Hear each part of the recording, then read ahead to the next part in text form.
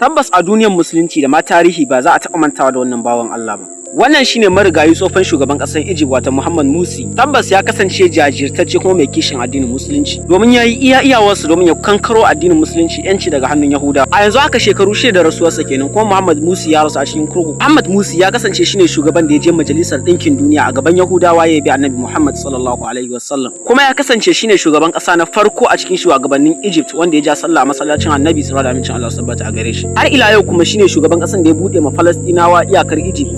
Duba da zaluncin da Yahudawa suke yi musu. Kuma ya kasance shugaban ƙasa mahaddacin Alƙur'ani sannan ƙwararren injiniya a fannin karatun boko. Muhammad Morsi ya fitar da malamai da kuma duka waɗanda aka ɗaure a gidan yari da duk wani wanda aka zalunta a mulkin Hosni Mubarak. Kuma har ila yau Muhammad Morsi ya jajirce wajen ganin cewa Egypt ta zama daular musulunci. Muhammad Morsi ya yi shahada a kurkuku saboda zaluncin Yahudawa makiya addinin musulunci. Yahudawan Amerika sun haɗa baki da wasu gurɓatattun Larabawa yayin da aka yi shi kurkuku aka rufe shi.